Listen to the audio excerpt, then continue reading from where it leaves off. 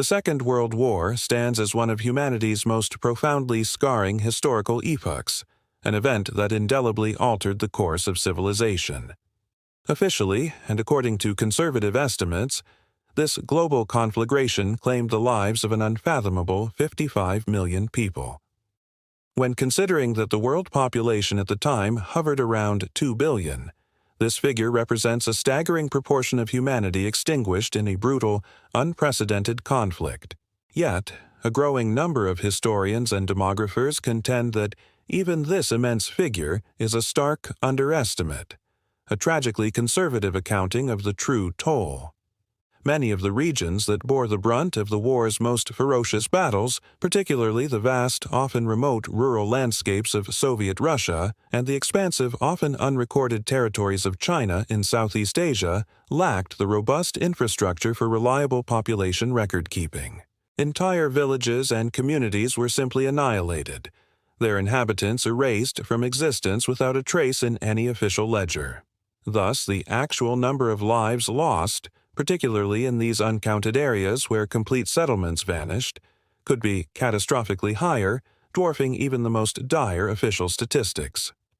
Beyond the direct casualties of combat and systematic extermination, the war unleashed another equally devastating phenomenon: the widespread interruption of birth rates.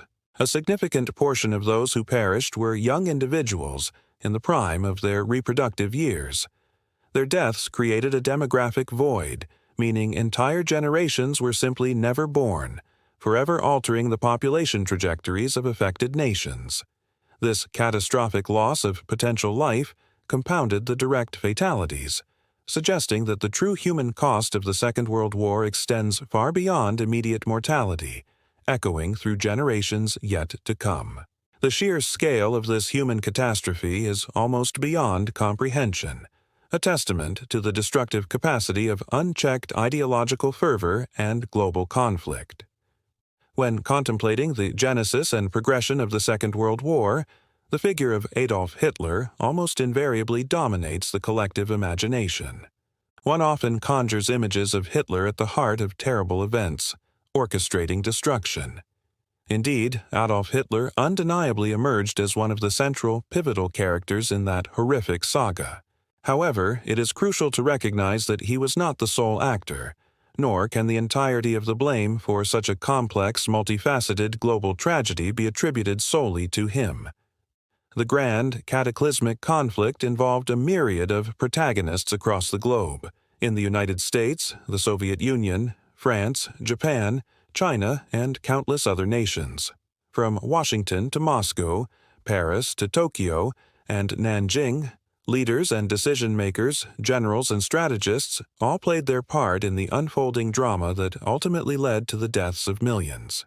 Therefore, the narrative that confines culpability to a single individual, however monstrous, fundamentally misrepresents the intricate web of circumstances and collective actions that led to such widespread devastation. Yet, even acknowledging this broader context, Hitler's singular importance in the conflict remains undeniable, a figure tragically remembered and universally condemned for his role. But who, truly, was Adolf Hitler before he became the infamous Führer? He was far from a distinguished figure in his early life. As a young man, he was, by all accounts, an ordinary person, lacking formal academic training or an illustrious background. He was not born into an eminent family, nor was he a scion of European nobility, which still wielded considerable influence in governmental spheres during that era. Nor was he a luminary in science or established politics. His early defining experience was as a soldier. Adolf Hitler served as a corporal in the First World War, remaining in the military for some time after the armistice, finally being discharged around 1920. He was a decorated soldier, earning a couple of medals for acts of bravery in battle, demonstrating loyalty to his comrades and unit. Yet he did not ascend far through the ranks, remaining a corporal, the lowest rung of the command chain. Despite this unremarkable military career, his subsequent influence on the belligerent movements that ultimately ignited the Second World War became monumental, leading to his total seizure of power in Germany. Several converging factors contributed to Hitler's meteoric rise. Paramount among these was the dire state of the German economy in the aftermath of the First World War. Germany was plunged into an abysmal condition. The government that assumed power following the Kaiser's abdication proved largely ineffectual. Its limited attempts at reform often exacerbated public discontent, leading to rampant hyperinflation that decimated savings and livelihoods, coupled with pervasive scandals of corruption that enriched government insiders. These circumstances sowed seeds of profound disillusionment among a populace ravaged by hunger, poverty, and widespread unemployment. Germans felt betrayed, believing their nation had been unfairly stifled, not least by the punitive terms of the Treaty of Versailles, which severely curtailed Germany's economic and military capabilities. This incredibly adverse political, social, and economic landscape created fertile ground for the growth of a radical movement like the one spearheaded by Adolf Hitler. Regardless of whether he possessed inherent political acumen or distinguished personal qualities, the prevailing environment was uniquely conducive to the ascension of National Socialism. Moreover, Hitler was surrounded by individuals who already possessed significant influence and established pedigrees. Some of these figures hailed from prominent families with long historical and social standing. Their alignment with Hitler, lending him their gravitas and connections, undeniably propelled his ascent within the political arena. They sought a charismatic leader, but one who resonated with the common people, someone who embodied the idea of rising from within the populace rather than from the stale aristocracy of old Prussia. This perceived authenticity, coupled with the support of powerful associates, greatly facilitated Hitler's growth. Among these influential figures, however, one stands out as particularly enigmatic and scarcely remembered: Erik Jan Hanussen. It is a known historical fact that Adolf Hitler and his inner circle harbored a fascination with esoteric and occult matters. Hitler himself was reportedly an avid reader of occult literature, and several of his closest confidants were active members of various occult societies. This pervasive interest meant that the nascent Nazi movement was deeply imbued with such mystical undertones, a fact that perhaps sheds light on the peculiar role of Erik Jan Hanussen. Hanussen's path intersected with Hitler's in the tumultuous Berlin of the 1920s. While the exact date of their initial encounter remains somewhat elusive, Hitler was introduced to Hanussen through a mutual acquaintance, an author specializing in occult themes. During this vibrant, often chaotic period, Erik Hanussen had already forged an immense reputation, excelling in two distinct spheres: as a celebrated public entertainer and as a fixture within Berlin's high society. Erik Jan Hanussen was a man who vehemently asserted possession of genuine supernatural powers. He frequently graced the stages of Berlin's renowned Scala Theater, consistently packing the venue to capacity with his spellbinding performances. His shows specialized in demonstrations of double vision, where he would astound audiences by accurately discerning the contents of someone's pocket, divining the thoughts of individuals seated nearby, or even revealing the hidden message within a sealed envelope handed to him from the audience. He was also celebrated for his uncanny ability to foretell the future. One of his most cherished spectacles involved him navigating the bustling streets of Berlin, blindfolded and with his eyes meticulously sealed, without stumbling or assistance, unerringly guiding himself to a predetermined location amidst a throng of captivated onlookers. This feat alone solidified his mystique and celebrity. Beyond his theatrical prowess, Hanussen was a prominent public figure through his media empire. He owned and operated two highly popular publications of the era, Hanussen's Diary and The Other World. Both magazines captivated Berliners in the 1920s, not only by delving into themes of mystery, esotericism, and divination, but also by publishing general news. Hanussen thus became a ubiquitous presence, the star of the Scala, a media magnate, and an icon of opulence.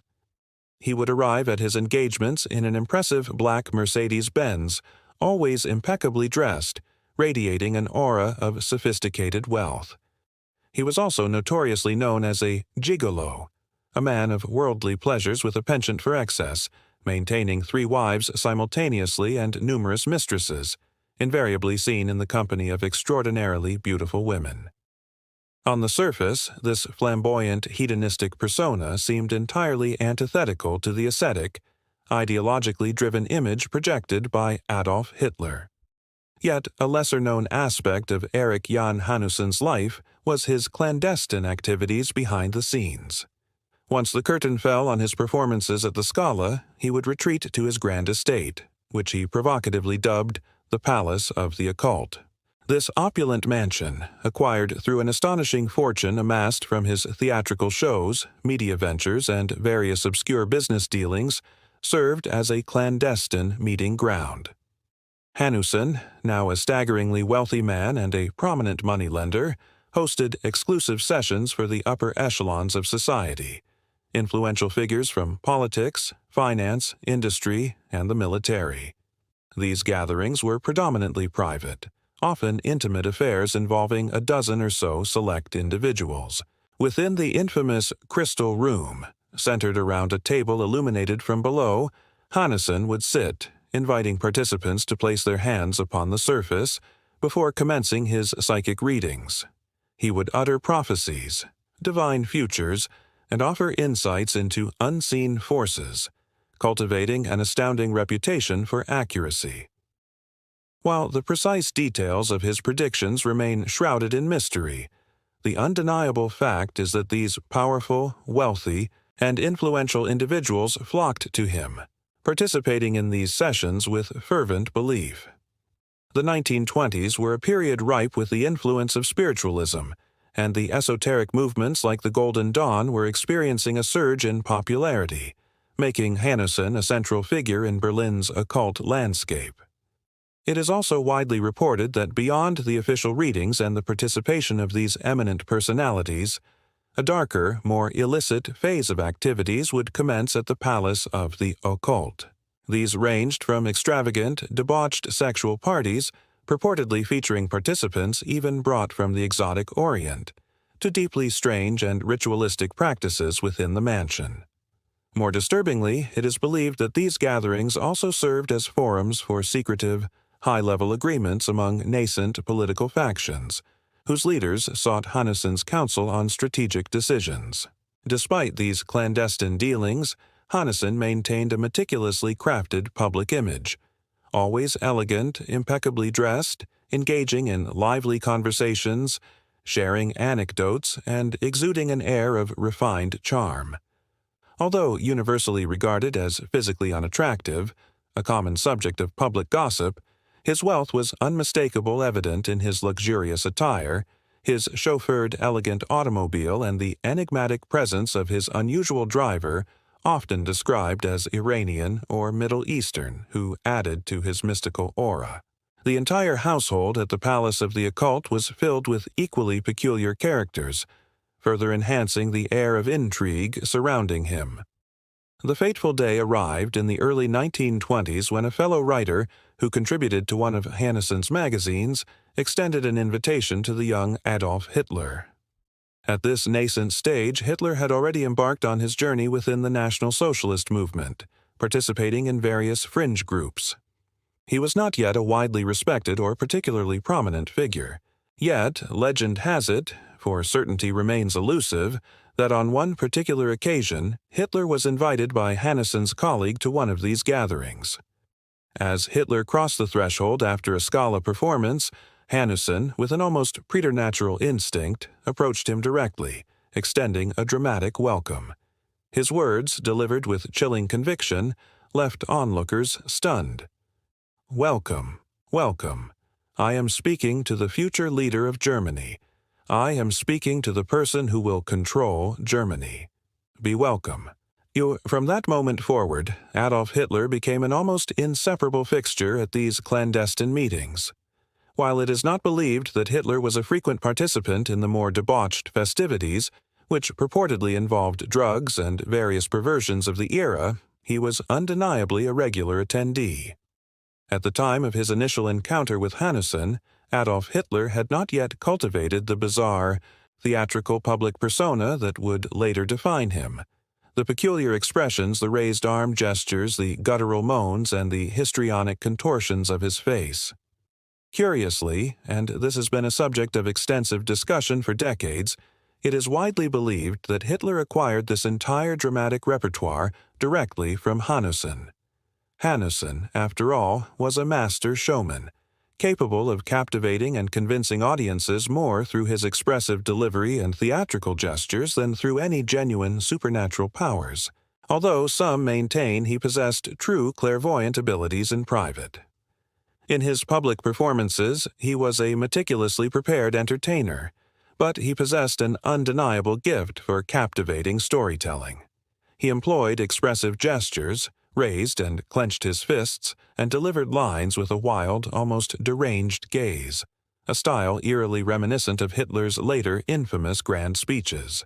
Consequently, many assert that Hitler received private lessons from Hanussen, not merely in public speaking but in the very art of commanding attention and bending wills.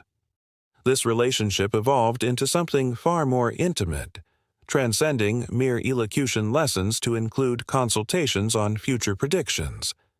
Not only Hitler, but also Joseph Goebbels, who would later become Minister of Propaganda, and Rudolf Hess, Hitler's future deputy, along with other key members of the inner circle that would eventually seize power, gravitated towards Hanussen, seeking his counsel. This close proximity, however, bred a certain discomfort within the Nazi hierarchy. It was precisely this closeness that proved unsettling for many of Hitler's early associates. While numerous figures surrounding Hitler belonged to elite esoteric groups such as the Thule Society and the Vril Society, and often boasted long-standing German and Teutonic pedigrees, Hanussen had seemingly appeared from nowhere, swiftly securing a privileged position beside the nascent Führer. He even appeared in photographs standing behind Hitler, who at that point was still far from a prominent national figure. Yet, Hanussen's apparent accuracy in his advice, ranging from simple recommendations like making important decisions only on Saturday nights, never during the week, to providing critical insights into impending events, steadily earned him significant power and trust. His influence was not limited to prophecy. Hanussen possessed another formidable power: money. He was an exclusive moneylender, providing funds to crucial political figures like Count Wolf Heinrich von Helldorf, an aristocrat with an ancient lineage. Helldorf, known for his extravagant lifestyle, had accumulated substantial debts, and Hanussen shrewdly leveraged this financial dependence, cementing his proximity to a group that, while rooted in old associations, now comprised the notorious SA Brownshirts, the very force behind events like the Night of the Long Knives and Kristallnacht. Helldorf and other key members of the committees propelling Hitler's career were thus deeply entwined with Hanussen, either through their reliance on his predictions or their indebtedness to his loans. Hanussen, of course, collected his debts strategically, sometimes deferring repayment to maintain his leverage and secure privileges. He was, by all accounts, a profoundly complex and morally ambiguous character.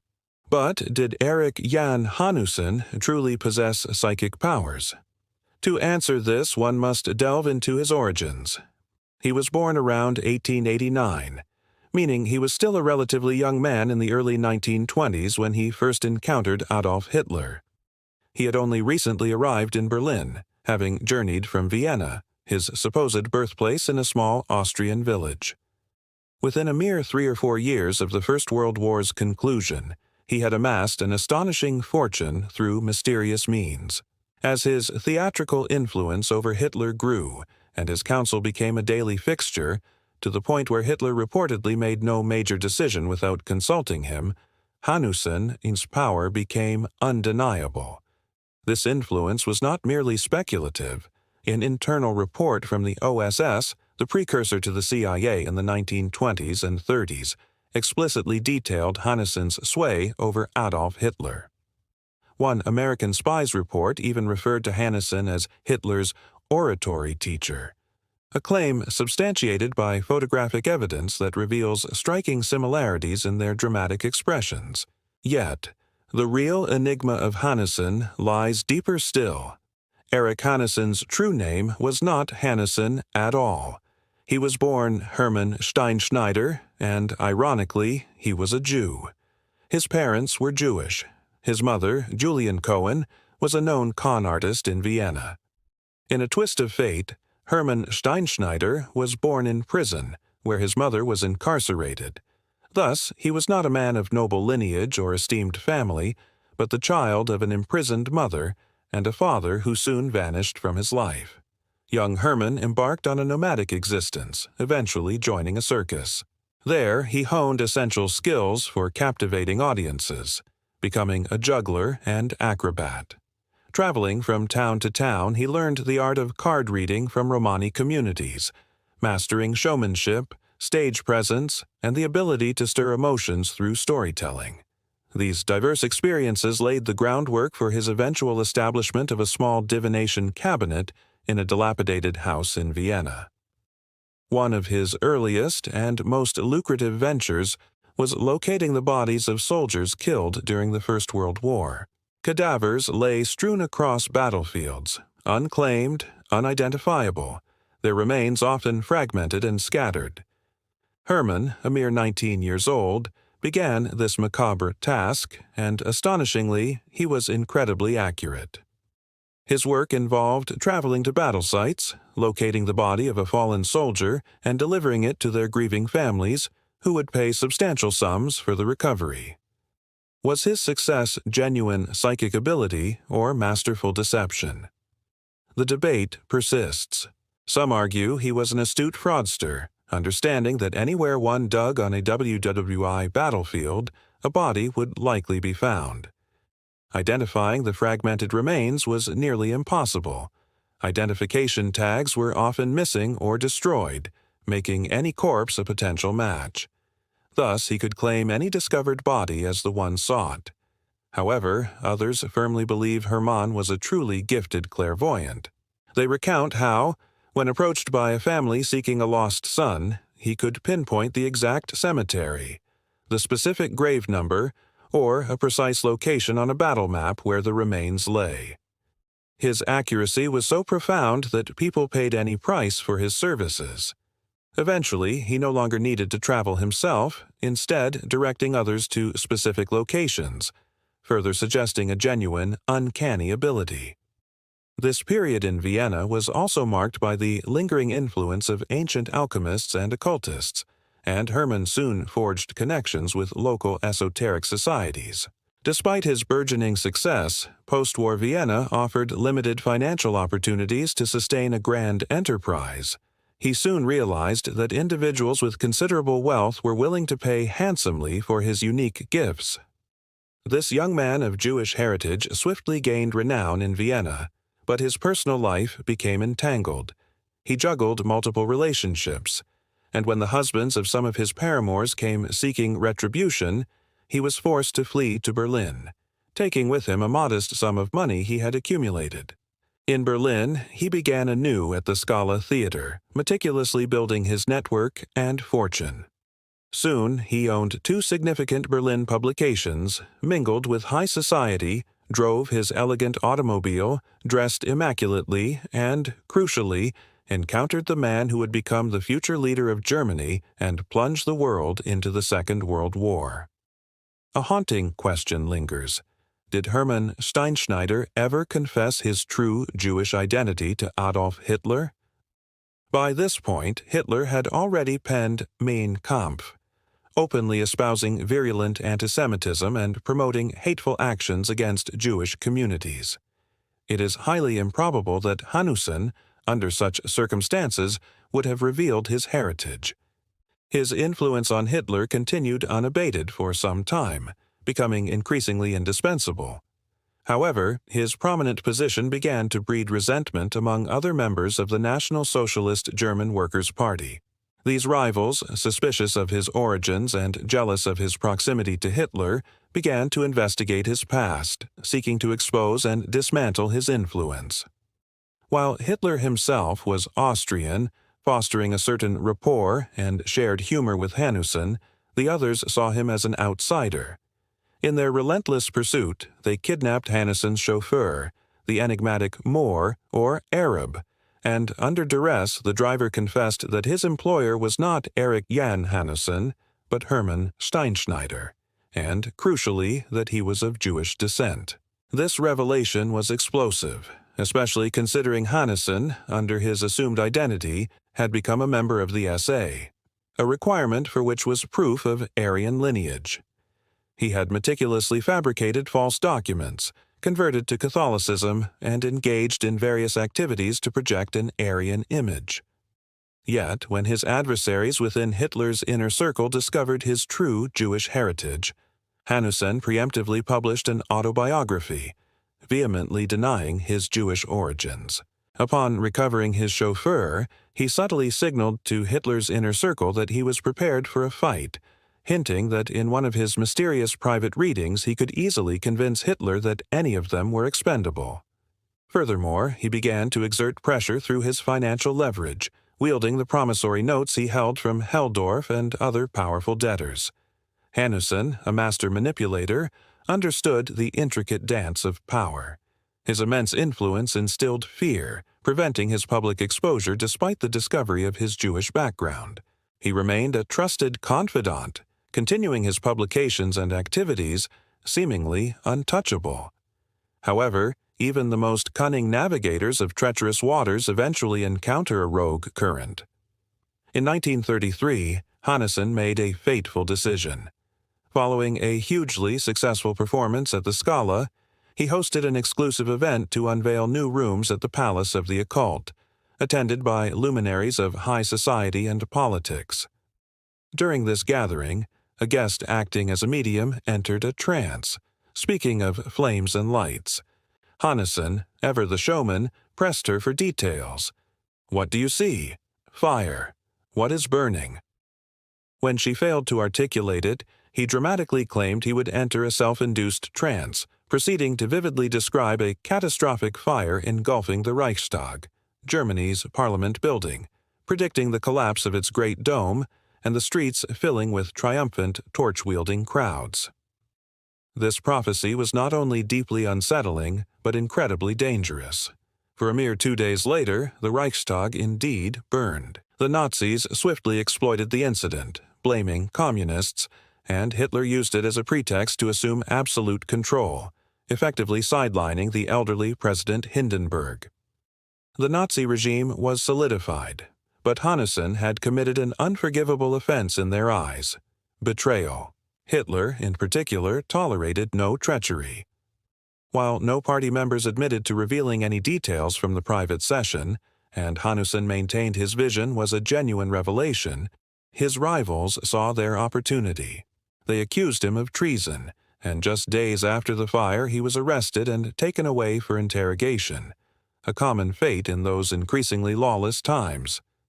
Hanussen, anticipating his demise, attempted to blackmail Helldorf once more, but the Count, now the police chief of Potsdam and a prominent SA member, saw an opportunity to eradicate both his debts and his creditor. Helldorf, alongside a figure named Ernst, orchestrated Hanussen's disappearance. It was widely believed that Hitler would not make a significant decision without Hanussen's psychic assurance. Yet, once taken, Hanussen never returned. Days later, approximately 20 kilometers outside Berlin, in a secluded forest, a woodcutter stumbled upon a decomposing body, partially consumed by animals. Police arrived, retrieved the cadaver, and transported it to the forensic services. The examination determined the man had died roughly a week prior. No identifying documents were found, only the remnants of elegant clothing.